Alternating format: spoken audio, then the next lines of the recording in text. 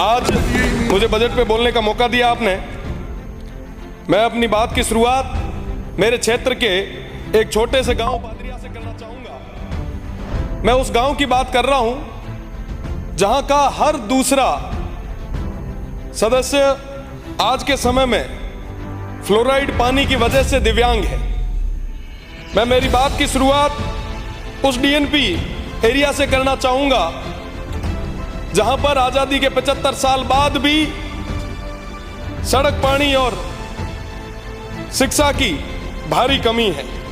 मैं मेरी बात की शुरुआत उन तमाम पशुपालकों को याद करते हुए करूंगा जिन्हें अभी तक किसी तरीके की कोई चिकित्सा सहायता नहीं मिली, पशुओं के इलाज की कोई व्यवस्था नहीं हुई। मैं मेरी बात की शुरुआत उन युवाओं की उम्मीदों के साथ करूंगा जिन्हें कहा गया था कि साहब आने वाला टाइम रमीना आप रही बाड़मेर जैसलमेर ना मैं दुबई बना हाँ, पर धीरे धीरे उहरा सपना चूर चूर हो गया। आज रे तारीख रमीना उहा ना कोई तरीके रोजगार कौन बढ़े। हमारी बात री शुरुआत उहा तमाम किसान भाइयों ने याद करते हुए करी। आज भी हमारे वो किसान भाई हाथ में पर्चियां लेके घूम रहे। पिछली सरकार ने तो कुछ नहीं दिया जिसकी वजह से वो इस तरफ बैठे हैं। पर मेरा निवेदन मेरे तमाम भाइयों से, समस्त मंत्रीगणों से कि साहब उन किसानों की आवाज को सुनो। बिजली की वजह से वो इस स्तर पर परेशान है कि वो आत्महत्या करने के कगार पे आ गए। आपने अभी कहा कि साहब हम राजस्थान की इकोनॉमी को 300 बिलियन तक ले जाएंगे। 350 बड़े भूल गए जो ऐड कर दा डॉलर और लगाओ 350 बिलियन डॉलर। मैंने समझ में को नहीं आया कि साहब आप 350 बिलियन की बात तो करो पर सीमांत रो क्षेत्र था छोड़ दियो। इस बार के बजट में मैंने तमाम वो मांगे रखी, प्रदेश की सरकार के आगे रखी। इन्होंने सुझाव मांगे, भर भर के सुझाव मैंने भेजे, पर एक भी जगह बजट में शिव विधानसभा का नाम नहीं डाला गया। मेरे शिव विधानसभा की तमाम उन जनता ने पूछा, उन भाइयों ने पूछा, उन बुजुर्गों ने पूछा कि साहब क्या हुआ, शिव का नाम क्यों नहीं आया। मैंने कहा साहब यहाँ बड़ो दौर लागो कि यहाँ पे एमपी चुनाव लड़े आया। मैं आपसे ही था, मैं कोई और नहीं था, कहीं और से नहीं आया था। कोई अगर रीस हुए तो मारे हम काटो, मारे हुए लोगों कहीं कौन बिगाड़ी।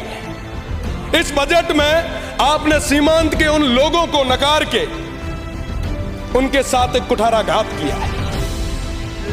हम किसके लिए मांग रहे थे साहब?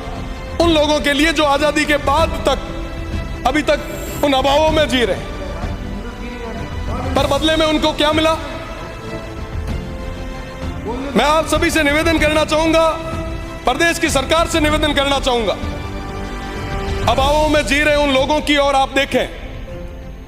देश मजबूत तब होगा, बॉर्डर मजबूत जब होगा जब वो सीमांत के क्षेत्र के लोग वो मजबूत होंगे। उन युवाओं को रोजगार मिलेगा, उन किसान भाइयों को बिजली मिलेगी, चिकित्सा मिलेगी। पर साहब आज के समय में कोई बात करने के लिए कोई तैयार नहीं। साहब कोई भी अगर बात है, कोई भी चीज है, आप हमसे करें। उन सीमांत के लोगों को किसी भी चीज की कोई सजा ना दे। 2-4 बार आपने सीटी बजाई है। मेरा निवेदन कि एसडीजी गोल पे काम करने का समय आया है। मैं आपसे निवेदन करना चाहूंगा कि आने वाले समय में उन सीमांत के लोगों का विशेष ध्यान रखें। साथ ही साथ शिक्षा और चिकित्सा में हालात बद से बदतर होते जा रहे हैं। सारी सीटें खाली पड़ी है। पानी की कमी इस स्तर पे है कि जो नर्मदा स्कीम 2017 में पूरी होनी थी वो अभी तक पेंडिंग चल रही है। जल जीवन मिशन की अगर मैं बात करूं तो जल जीवन मिशन अभी तक धरातल तक पहुंच ही नहीं पाया है। काम आधा अधूरा है, कोई मॉनिटरिंग किसी स्तर की नहीं है। भ्रष्टाचार की अगर मैं बात करूं तो गडरा ब्लॉक की अगर मैं बात करूं, सिर्फ एक गडरा ब्लॉक जो सीमांत का आखिरी ब्लॉक है, वहां पे डिस्कॉम में INJN से लेके नीचे स्टोर कीपर तक सब भ्रष्टाचार में लिप्त है। कोई सुनने वाला नहीं है किसान आज खून के आंसू रो रहा है। मेरा निवेदन है कि उस गडरा ब्लॉक में जो कहीं ना कहीं सीमांत क्षेत्र पे है, वहां पे एक बस स्टैंड की जरूरत थी।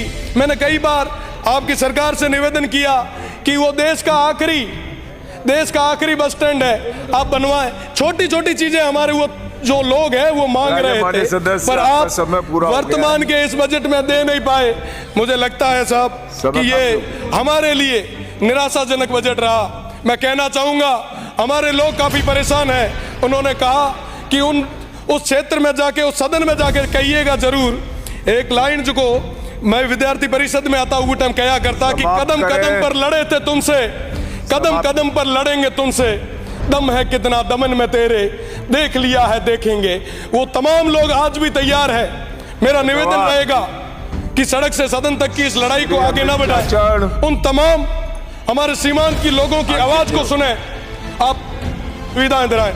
बहुत बहुत धन्यवाद।